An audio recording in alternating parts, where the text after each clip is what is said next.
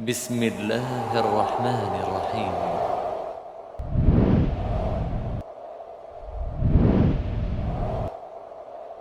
Assalamualaikum warahmatullahi wabarakatuh.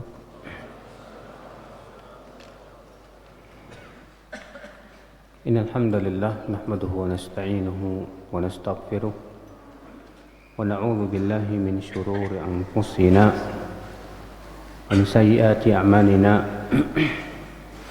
Man yahdihillahu fala mudilla lahu wa man yudlil fala hadiya lahu. Asyhadu an la ilaha illallah wahdahu la syarika lah wa asyhadu anna Muhammadan abduhu wa rasuluh. Qala Allah Ta'ala fi kitabihil karim, ya ayyuhalladzina amanu taqullaha haqqa tuqatih wa la tamutunna illa wa antum muslimun, amma ba'd.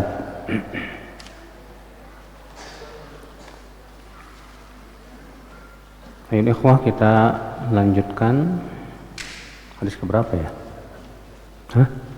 87.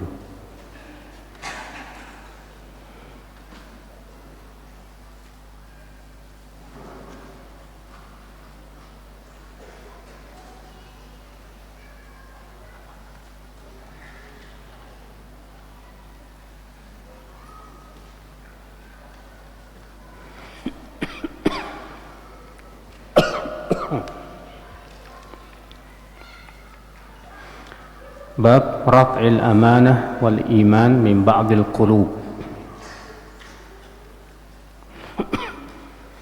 wa 'ardil fitan 'alal qulub.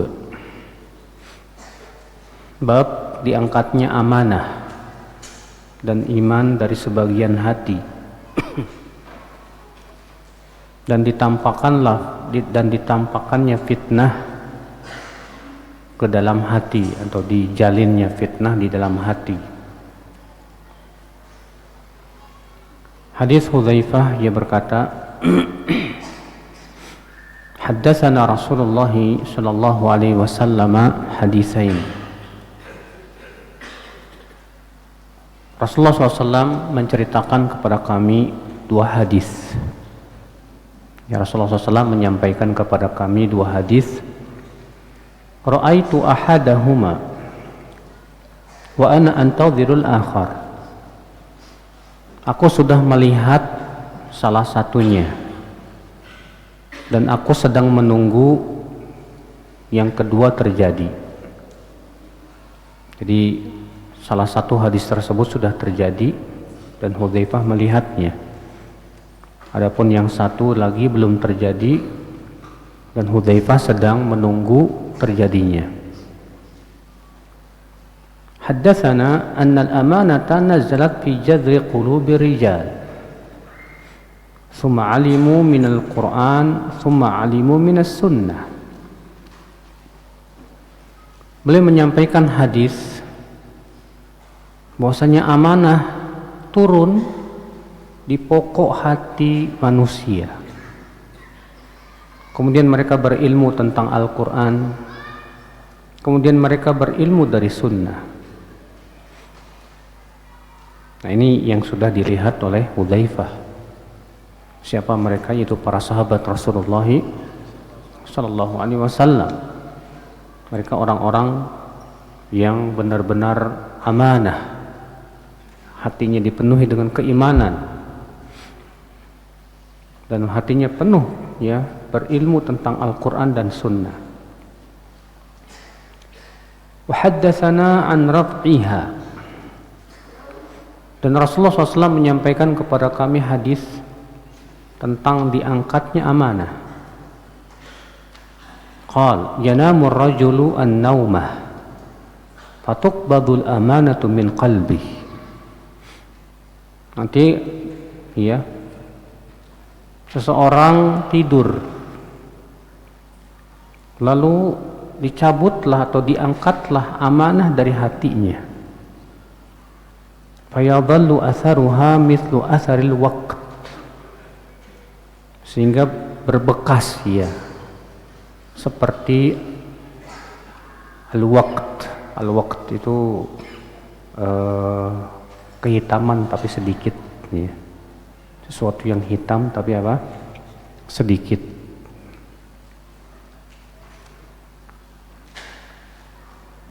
Thumma yanamu an-nawmah fatuqbadu fayabqa atharuha mithla al-majal. Kemudian dia tidur lagi. Lalu diangkatlah amanah dari hatinya, sehingga tersisalah bekasnya itu seperti majal. Majal itu kalau suka antum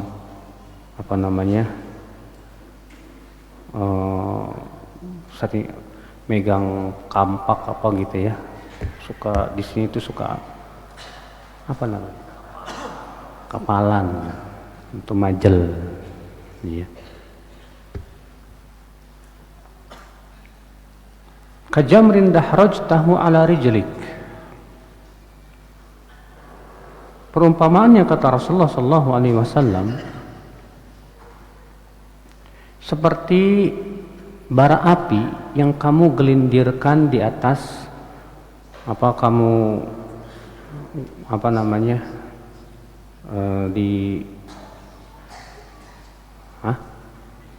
gelindingkan ya di atas kakimu itu. Fasara fanafiqa fatarahu muntabira. Lalu ia menjadi nafiqa itu artinya agak bengkak gitu, Pak. Lalu ia pun menjadi muntabira, artinya kalau kena api suka ngembung, terus di dalamnya ada air. Apa itu namanya? Melepuh lah ya. Maka kamu lihat ia melepuh walaysa fi syai', dan tidak ada di dalamnya sesuatu pun juga. Artinya biasanya ya melepuh tapi di dalamnya ada air gitu, Pak. Iya, kalau antum megang bara api terkadang seperti itu. Iya. Maksudnya bagaimana akal Islam? Perumpamaan ini perumpamaan tentang orang yang kelihatannya hebat dia, padahal tidak ada amanahnya sama sekali. Iya. Fayusbihun nas yatabaya'un fala yakadu ahadun yu'addil amanah. Maka orang-orang pun berjual beli, dan pada waktu itu tidak ada seorang pun, hampir tidak ada seorang pun yang melaksanakan amanah. Fayuqal inna fi bani fulan rajulan aminan wa yuqalu lirajuli ma aqalahu wa ma adrafahu wa ma ajladah wa ma fi qalbihi mithqalu habbati khardalin min iman. Lalu dikatakan sesungguhnya di Banu Fulan itu ada seorang laki-laki yang amin, amanah sekali. Dikatakan lagi si Fulan itu sangat hebat akalnya. Dia itu sangat berani orangnya. Padahal kata Rasulullah SAW, di hatinya tidak terdapat keimanan. Ya. Kata Rasulullah SAW, maksudnya apa? Bahwa orang tersebut, Pak, kelihatannya dia Masya Allah, secara lahiriahnya itu bagus gitu loh, Pak. Tapi ternyata apa yang terjadi? Ternyata hatinya kosong dari keimanan. Ini ya menunjukkan akal Islam bahwa amanah dan iman itu sesuatu yang tidak bisa dipisahkan. Orang yang imannya hilang, otomatis amanahnya pun juga hilang. Di mana Nabi SAW menyebutkan saat itu ya, saking nggak ada orang yang amanahnya, kemudian ada orang yang sedikit amanah aja udah dicap jempolin gitu, Pak. Itu orangnya amanah banget, padahal di hatinya nggak ada keimanan. Iya. Walaqad ata alayya zamanun wa ma ubali ayyukum bay'atu. Kata Hudzaifah, sungguh telah datang kepadaku zaman dan aku tidak peduli dengan siapa aku berjual beli. La in kana musliman raddahu alayya al-islam. Jika ia seorang muslim, maka keislamannya itu yang akan mencegah dia. Wa in kana nasraniyan raddahu alayya sa'i. Dan jika ia orang Nasrani, ya, maka walinya yang akan mencegah dia. Artinya di zaman sahabat dahulu, ya, aman banget gitu loh, Pak. Aman dari kecurangan. Orang jual beli itu betul-betul sangat amanah gitu. Fa amal yaum fama kuntu ubayyi'u illa fulan wa fulanan. Adapun hari ini aku tidak mau jual beli kecuali sama si fulan dan si fulan saja. Hadis ini akhwat Islam kita ambil faidah.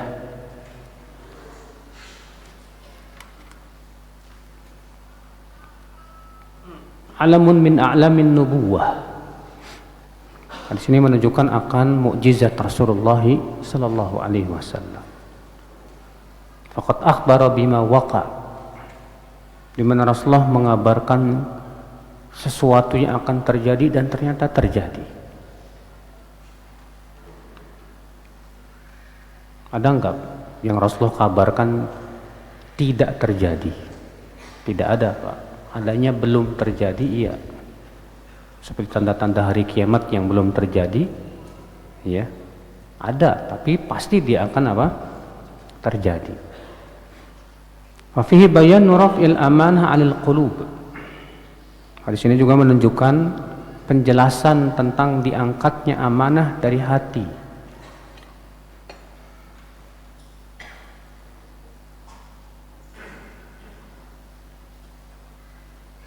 Wa fihi fadlu zamanis sahabah.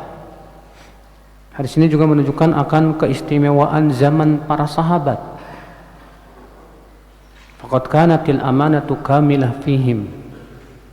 Di mana di zaman sahabat itu amanah itu betul-betul sempurna, Masya Allah. Kenapa? Karena kesempurnaan iman-iman mereka. Makanya iman itu semakin sempurna, maka amanahnya pun juga semakin apa? Sempurna. Semakin kurang imannya, semakin kurang amanahnya. Wa fi sur'at taqallubil qulub bisababi kathrati wuqu'il fitan. Di sini juga menunjukkan bahwa hati itu sangat mudah sekali berbolak-baliknya, disebabkan oleh banyaknya fitnah. Apalagi di zaman sekarang, di mana fitnah itu luar biasa dahsyat. Hati kita ini subhanallah sangat mudah sekali berubahnya, Pak. Yang tadinya benci kepada fitnah, tahu-tahu hati kita malah senang sama fitnah. Allah musta'an. Fihi faidah selanjutnya, anna fadlal insan fi kamali amanatihi la fi kamali quwwatihi wa syaja'atihi wa husni tadbirihi fil umuri dunyawiyah. Fa inna hadhihi la i'tibara laha illa ma'a quwwatil imani wa kamalihi. Di sini juga menunjukkan, ya, bahwa keistimewaan seseorang itu bukan pada kehebatan, kekuatan badannya atau keberaniannya atau kecakapannya dalam mengurus urusan dunianya, bukan, Pak. Akan tetapi keistimewaan seseorang itu terletak pada apa? Kesempurnaan amanahnya, kesempurnaan imannya. Walaupun dia jago dalam mengurus urusan dunia misalnya, berani dia dan yang lainnya, kalau tidak ada iman di hatinya dan juga amanahnya kurang, percuma. Wa fihi anna husnal wafa bil ahd wa husnat ta'amul ma'an nas yadullu ala kaunil insan aminan. Di sini juga menunjukkan, Pak, bahwa orang yang melaksanakan janji, demikian pula muamalahnya dengan manusia juga bagus, itu menunjukkan bahwa orang ini amanah. Orang ini apa? Amanah. Di zaman sekarang masih ada orang yang amanah? Alhamdulillah masih, Pak, tapi sedikit sekali dibandingkan orang-orang yang tidak apa? Amanahnya. Bahkan yang udah ngaji aja berjenggot di atas mata kaki, penampilannya wah Masya Allah salafi, kalau minjem duit gak bayar-bayar, Pak. Banyak gak kayak ginian, Mas? Itu dia, berarti nggak ada amanahnya dia. Karena utang amanah bukan, Pak? Amanah. Kita terkadang ya dititipin salam, Mas tolong sampaikan salam buat si fulannya. Oh iya nanti saya sampaikan. Nggak disampai-sampaikan. Baru sebulan baru sampaikan. Itu kan menunjukkan sedikit amanahnya, Pak. Iya. Orang yang amanah segera dia sampaikan. Nah ini akal Islam. Setiap kita tentunya melihat diri kita termasuk orang yang amanah apa enggak ya? Baik dalam jual beli, orang yang jual beli lalu menutupi aib, itu kan menunjukkan enggak amanah. Dalam hutang piutang, demikian pula di dalam pergaulan sesama muslim. Terkadang teman kita ngomong ke kita, bisa nggak ana bicara berdua aja sama antum? Iya. Itu artinya apa, Pak? Dia pengen cuma antum aja yang tahu. Besoknya antum cerita-cerita ke teman. Berarti antum nggak punya amanah. Bahkan terkadang temannya bilang gini, ini rahasia ya, tolong jangan sebarkan ke siapa-siapa. Disebarin juga sambil ngomong ke temannya, tolong ya jangan disebarin ke siapa-siapa.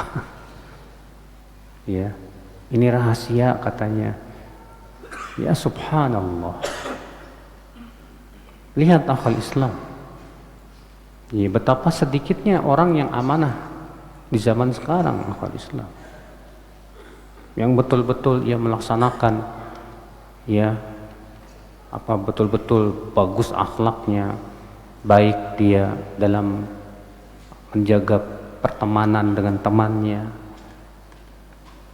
Banyak di antara kita akal Islam ketika berteman itu nggak amanah. Ya, di depan teman kita baik, di belakang terkadang kita menggibah teman.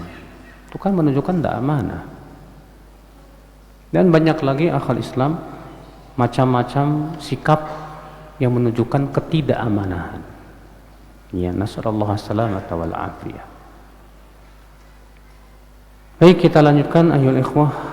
Hadis berikutnya bab bayan annal Islam bada'a ghariban wa sayaudu ghariban wa annahu ya'rizu bainal masjidain.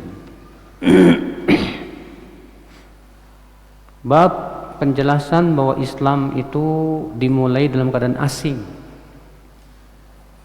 dan akan kembali menjadi asing, dan ia akan berkutat di dua masjid saja, itu Masjidil Haram dan Masjid Nabawi. Hadis ke-88 hadis Hudzaifah qal kunna julusan 'inda Umar radhiyallahu anhu faqal ayyukum yahfazu qawla Rasulillah sallallahu alaihi wasallam fil fitnah. Hudzaifah berkata, kami pernah duduk-duduk di sisi Umar semoga Allah meridainya. Faqala ayyukum yahfadhu qawla Rasulullah SAW fil fitnah. Lalu Umar berkata, siapa di antara kalian yang hafal sabda Rasulullah SAW tentang fitnah? Qultu ana kama qalahu. Lalu Hudzaifah berkata, aku hafal persis seperti yang diucapkan oleh Rasulullah SAW. Qal innaka alaihi aw alaiha lajari. Kata Umar, kamu ini pemberani. Kamu itu terlalu berani. Maksudnya terlalu berani, maksudnya gimana Pak? Dalam menyampaikan hadis. Karena mazhabnya Umar itu kalau ada orang yang menyampaikan hadis, dia wajib membawa 2 saksi. Kecuali orang-orang yang betul-betul dipercaya oleh Umar. Dan Umar melakukan itu supaya orang tidak sembarangan dalam menyampaikan hadis Rasulullah SAW, dan berhati-hati. Qultu, kata Hudzaifah, aku berkata, fitnatur rajul fi ahlihi wa malihi wa waladihi wa jarihi tukaffiruha as-salat was-shaum was-sadaqah wal amru wan nahyu. Yaitu fitnah seseorang pada istrinya, hartanya, anaknya, dan tetangganya. Dan itu bisa digugurkan dosanya oleh salat, puasa, sedekah, amar ma'ruf dan nahi mungkar. Qal, kata Umar, laisa hadza urid. Aku tidak menginginkan itu.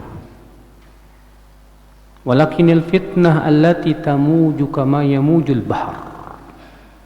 Akan tetapi yang aku maksud adalah fitnah yang bergelombang seperti gelombangnya laut. Antum tahu kalau laut lagi bergelombang? Qal, maka Hudzaifah berkata, laisa 'alaika minha ba'sun ya Amiral Mu'minin. Kamu tidak akan terkena fitnah itu, hai Amirul Mukminin. Inna bainaka wa bainaha baban mughlaqa.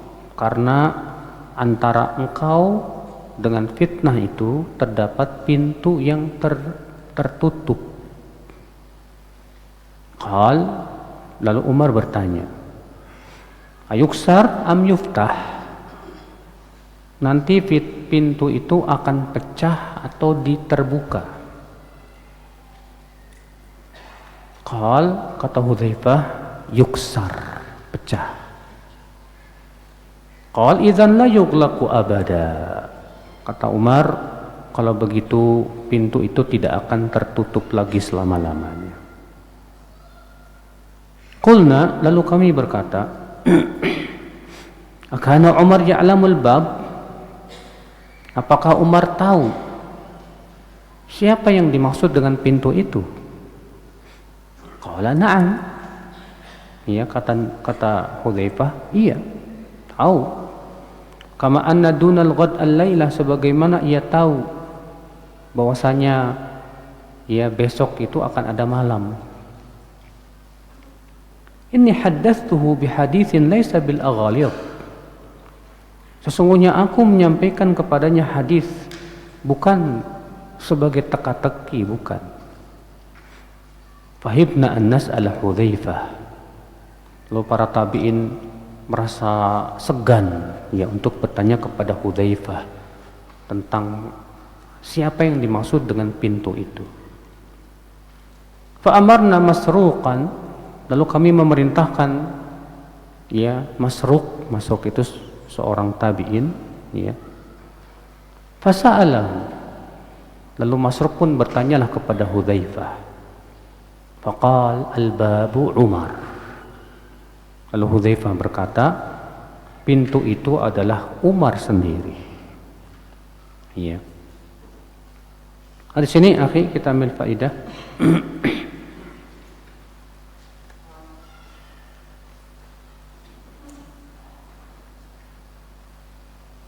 Masyru'iyati akhdhi al-bitanah as-salihah. Seorang pemimpin itu hendaknya mengambil para penasihat yang saleh. Sebagaimana halnya Umar ya. Umar itu orang-orang yang selalu duduk bersama beliau, para ulama sahabat. Orang-orang yang didekatkan kepada Umar itu para alim ulama yang ilmunya, imannya Masya Allah. Makanya kata Rasulullah SAW, apabila Allah menginginkan kebaikan pada seorang pemimpin, Allah akan berikan kepadanya bitanah salihah. Itu orang-orang yang ada di sekelilingnya, orang-orang saleh.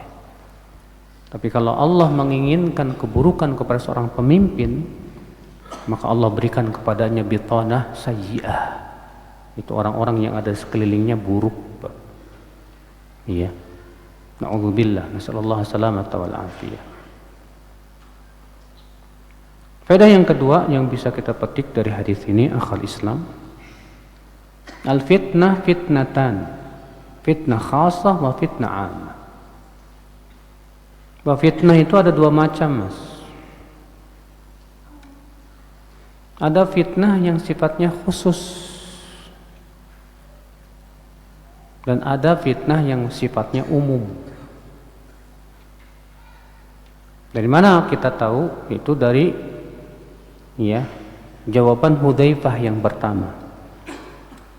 Karena Umar bertanya, siapa di antara kalian yang tahu hadis tentang fitnah? Kata Hudzaifah, aku. Kemudian Hudzaifah mengira yang dimaksud oleh Umar itu fitnah khusus, Pak. Apa kata Hudzaifah?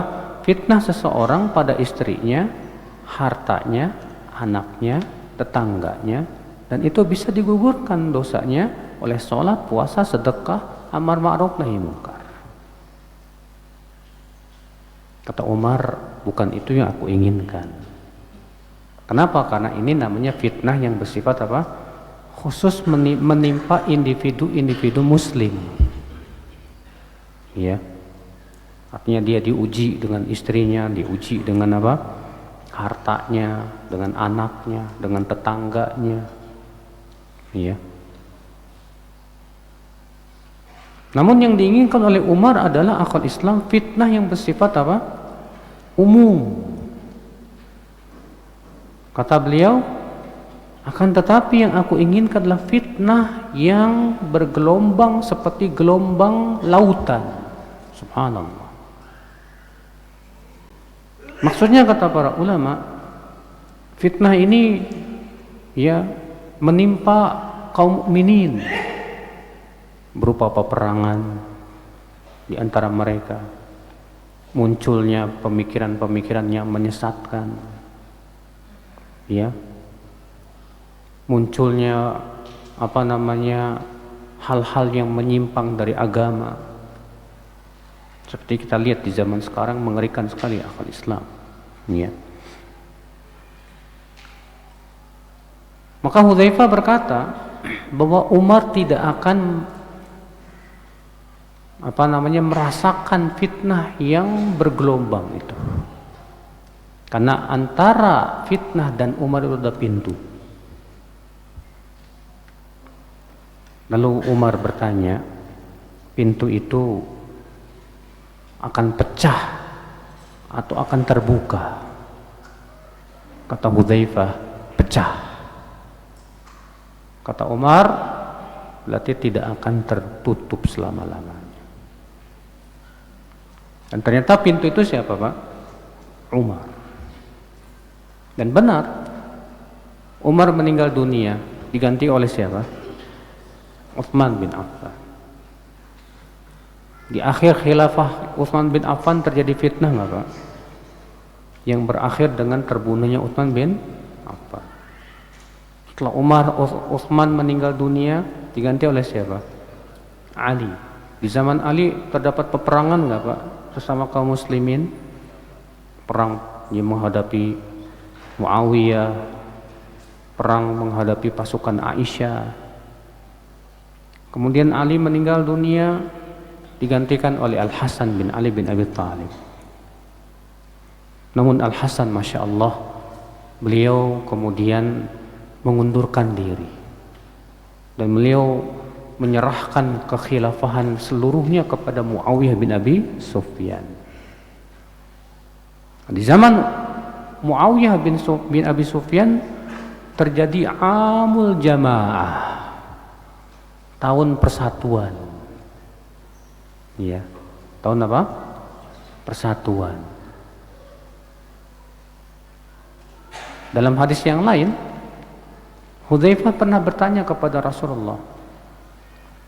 Kata Hudzaifah, "Kana an-nas yas'aluna Rasulullah SAW 'anil khair wa kuntu as'aluhu 'anil syarr makhafata an yudrikani."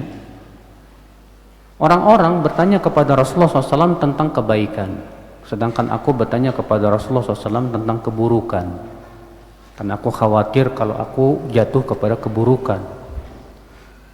Kemudian aku bertanya, kata Hudzaifah, "Ya, wahai Rasulullah, apakah setelah zaman kebaikan ini akan ada zaman keburukan?" Kata Rasulullah, "Ada." Kemudian Hudzaifah bertanya lagi, "Apakah setelah zaman keburukan akan ada lagi zaman kebaikan?" Kata Rasulullah, "Ada, wa fihi dakhan." Tapi di dalamnya ada kotoran, ada asapnya. Para ulama menjelaskan bahwa yang dimaksud dengan zaman keburukan yang kedua setelah pertama tadi, yaitu zaman terjadinya peperangan di antara kalangan para sahabat. Itu di zaman Ali bin Abi Thalib, di akhir zaman Utsman, zaman Ali. Kemudian zaman kebaikan yang kedua setelah keburukan, yaitu di zaman Muawiyah. Namun Rasulullah mengabarkan bahwa di dalamnya ada dakhan. Ya, ada kotorannya. Lalu ditanya oleh Hudzaifah, "Fama dakhanuhu?" Apa kotorannya ya Rasulullah?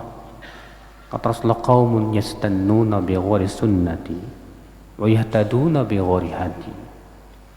Adanya kaum-kaum yang tidak mengambil petunjukku sebagai petunjuk dan tidak mengambil sunnahku sebagai apa? Sunnah dalam hidupnya. Dan itu terjadi. Ya. Seperti yang dikabarkan oleh Rasulullah sallallahu alaihi wasallam. Dan juga dalam hadis yang dikeluarkan Muslim, Rasulullah menafsirkan juga tentang makna fitnah yang bergelombang. Kata Rasulullah sallallahu alaihi wasallam, "Inna hadhil ummah ju'ilat afiyatuha fi awwaliha wa satubtala akhiruha." Sesungguhnya umatku ini dijadikan afiatnya itu, keselamatannya itu di generasi pertamanya, dan kelak generasi akhirnya akan ditimpa bala. Wa umurun tunkiruna, dan perkara-perkara yang kalian ingkari. Taji'ul fitnah, ya kata Rasulullah SAW, taji'ul fitan fayuraqqiqu ba'daha ba'dha. Nanti akan datang fitnah, di mana fitnah sebelumnya terasa ringan dibandingkan dengan fitnah setelahnya.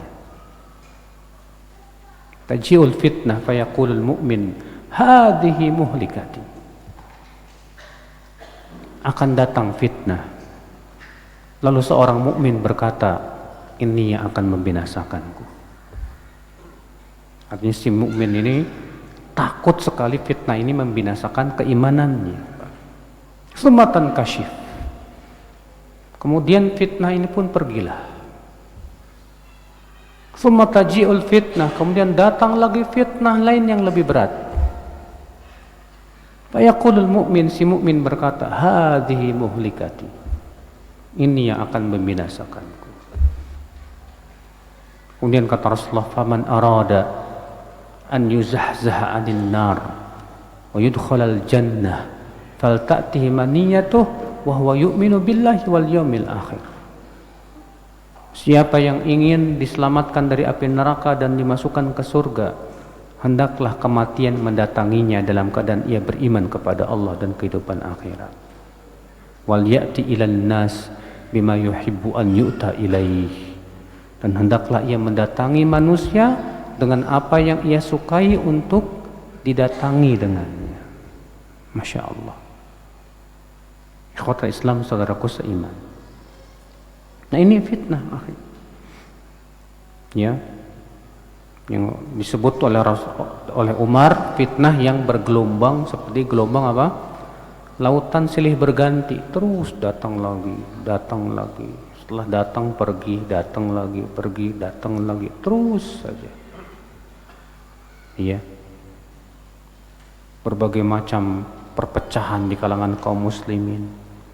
Munculnya pemikiran-pemikiran yang sesat, Khawarij, Syiah, Murji'ah, Qadariyah, Jabariyah, Mu'tazilah, ya terus bermunculan. Belum lagi maksiat-maksiat merajalela, ya, belum lagi syubhat-syubhat yang menyesatkan. Subhanallah, akhwal Islam, saudaraku seiman. Ya.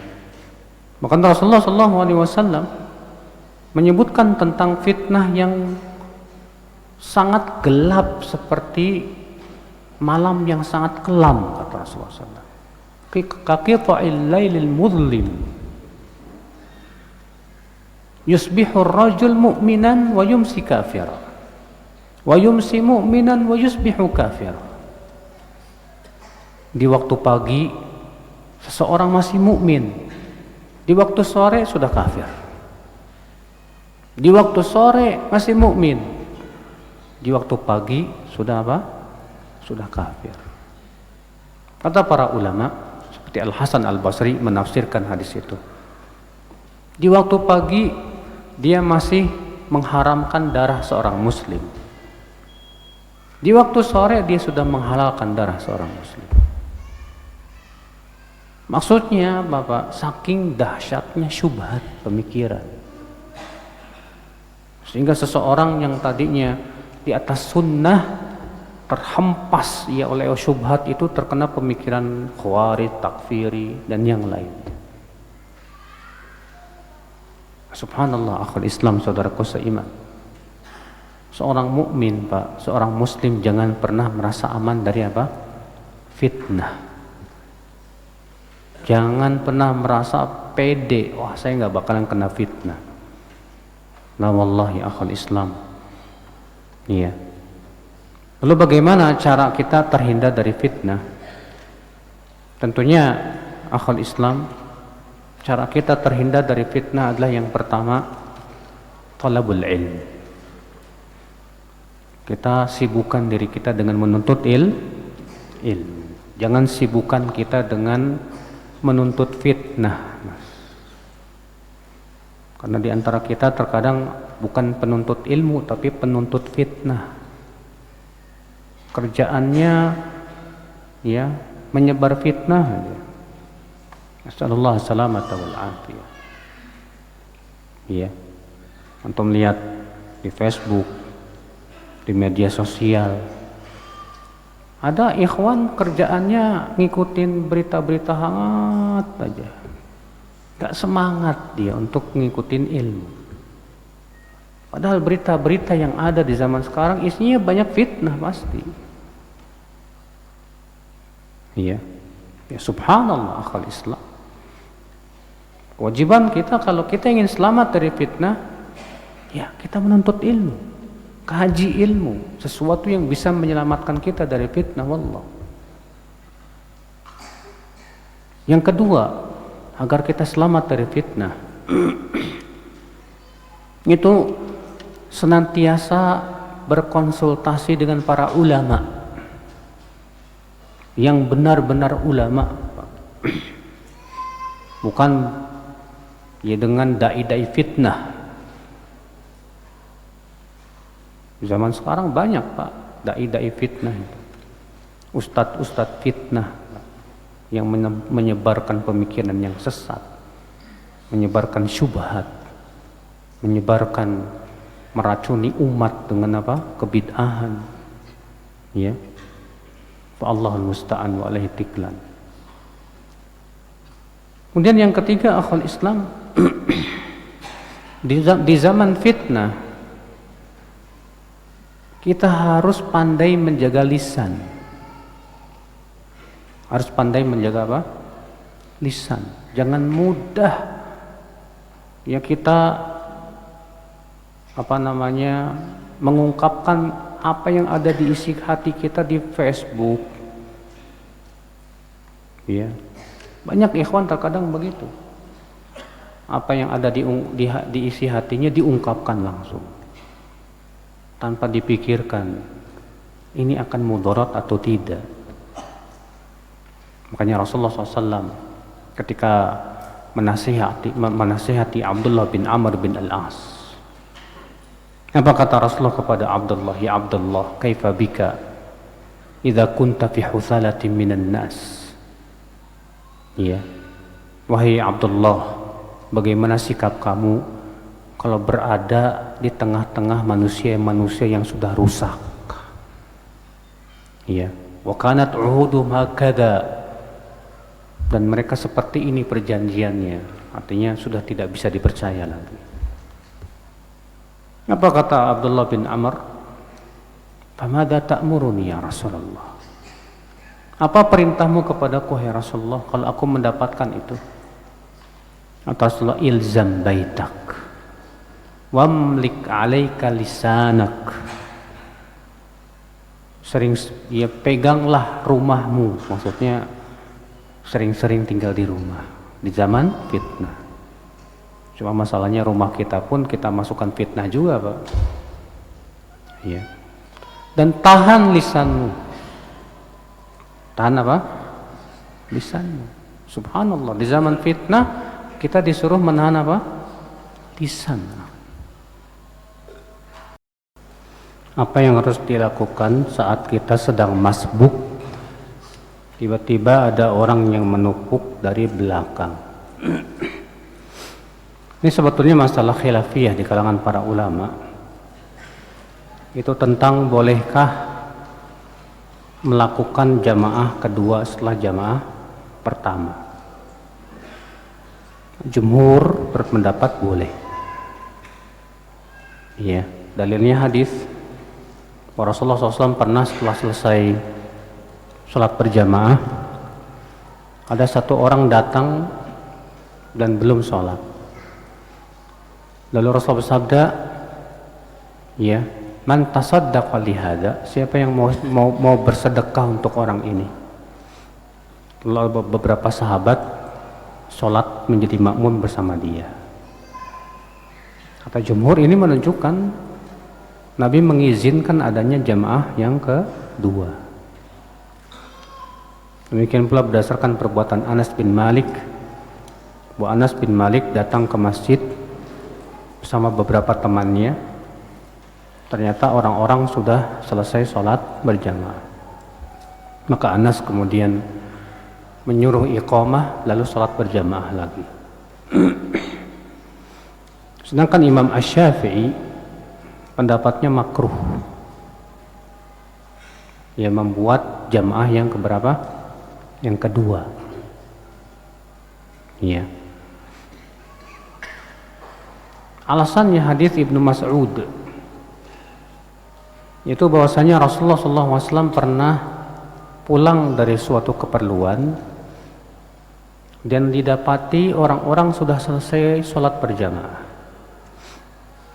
Lalu kemudian Rasulullah pulang ke rumahnya dan sholat bersama istrinya.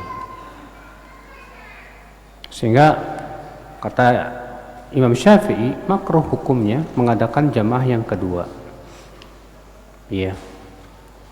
Dan diantara ilatnya adalah karena itu dikhawatirkan akan menimbulkan perpecahan. Iya. Dan pendapat yang dirajihkan oleh Syekh Albani rahimahullah ini pendapat Imam Syafi'i. Demikian pula oleh murid-muridnya. Ya, kenapa alasannya? Pertama berdasarkan hadis Ibnu Mas'ud tadi. Yang kedua, kalaulah boleh ada jamaah kedua, berarti boleh ada jamaah ketiga, keempat, kelima, keenam, ketujuh, sampai 100 nggak ada bilangannya. Dan ini akan mengakibatkan orang akhirnya menganggap remeh sholat berjamaah. Nanti aja saya mau ikut jamaah yang ke-50. Nah, ini kan ya akan membuka pintu apa? Ya, ketidakbaikan. Ya. Allahu a'lam. Saya pernah ikut mentertawakan teman yang mengolok-olok baca Al-Quran. Apakah saya termasuk orang yang menghina ayat-ayat Allah? Antum wajib taubat.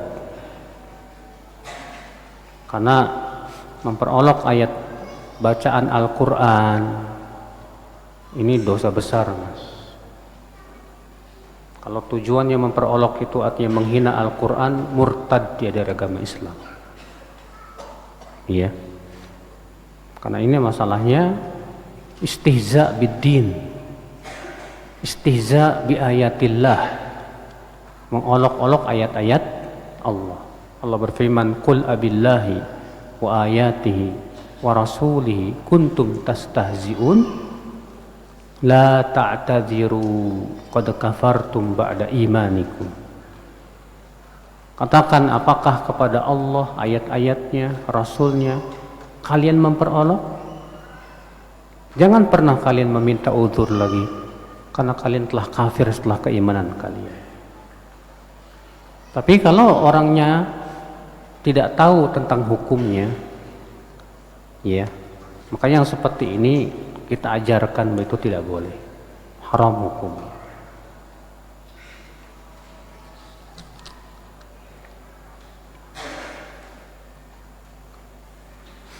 Jika bangun tidur namun mepet waktu subuhnya, bolehkah hanya mengerjakan sholat witir? Boleh, nggak masalah. Kalau misalnya waktunya tinggal 10 menit lagi, ya, maka antum cukup witir saja, nggak masalah. Kata Rasulullah SAW, "Fa idza khashiya ahadukumus subha falyutir biwahidah." Apabila salah seorang dari kalian khawatir masuk waktu apa? Subuh, maka hendaklah ia witir dengan 1 rakaat saja, nggak apa-apa.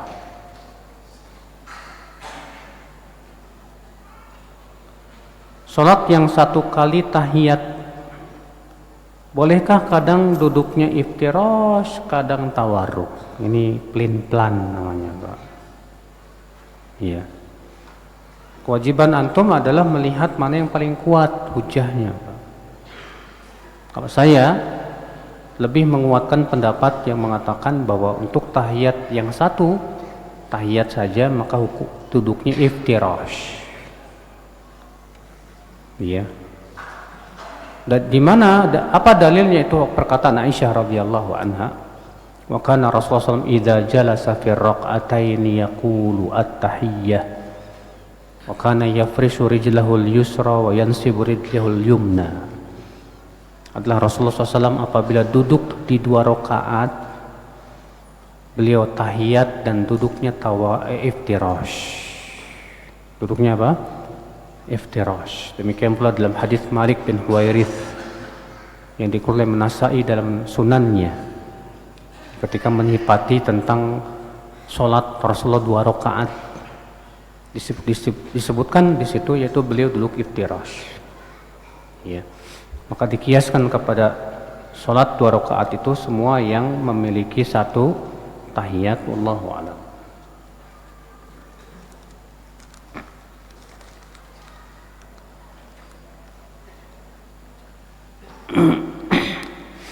Bolehkah seorang istri sholat wajib bermakmum kepada suaminya yang sholat sunnah di rumahnya? Saya belum dapat contohnya nih, Pak, dari Rasulullah dan para sahabatnya. bahwa para istri Nabi, ya, ketika Rasulullah sholat sunnah di rumahnya, kemudian istrinya bermakmum di belakang Rasulullah SAW. Saya belum dapat contohnya. Walaupun perbedaan niat imam dan makmum gak masalah. Kalau imamnya niatnya sunnah, makmumnya niatnya sholat wajib, boleh, gak masalah. Dalilnya mana? Hadis Mu'adz bin Jabal. Mu'adz bin Jabal sholat isya bersama Rasulullah SAW. Kemudian pulang ke kampungnya, lalu Mu'adz menjadi imam. Mu'adz niatnya sunnah, sedangkan kaumnya niatnya apa? Sholat wajib. Iya, itu boleh-boleh saja. Cuman dalam kasus tadi saya belum dapat contohnya ini dari perbuatan Rasulullah dan para sahabatnya.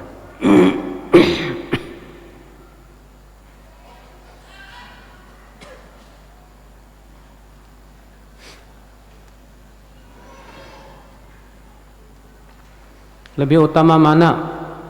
Sholat di masjid dekat rumah tapi banyak bid'ahnya, atau sholat di masjid yang sesuai sunnah tapi jauh jaraknya? Ada hadis Nabi mengatakan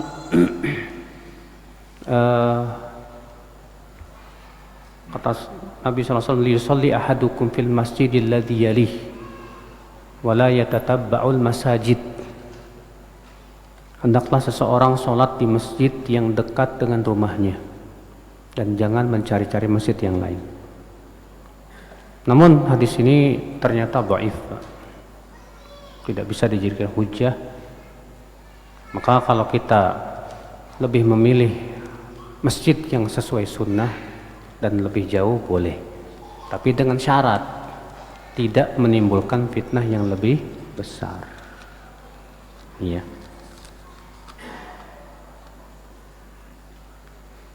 Ini panjang banget ini. Nanti ya, yang panjang-panjang nanti. Bolehkah memakai baju berwarna merah? Ikhtilaf para ulama. Sebagian mengharamkan berdasarkan adanya hadis yang melarang memakai baju merah. Sebagian mengatakan boleh dengan alasan bahwa Rasulullah pernah dan dalam beberapa hadis disebutkan memakai baju merah, sehingga terdapat pertentangan antara sabda dengan perbuatan. Sebagian lagi mengkompromikan, dan yang mengkompromikan juga berbeda pendapat bagaimana tata cara mengkompromikannya. Ibnu Qayyim mengatakan bahwa larangan memakai baju merah itu kalau merahnya murni 100%. Adapun kalau tercampur nggak apa-apa. Sebagian ulama berpendapat larangan memakai baju merah itu kalau merahnya sangat mencolok. Adapun merah yang tidak mencolok nggak apa-apa. Namun wallahu a'lam, saya lebih condong kepada pendapat yang mengatakan boleh, dan bahwasanya larangan memakai baju merah itu sudah dimansuh, sudah dihapus hukumnya. Allahu a'lam.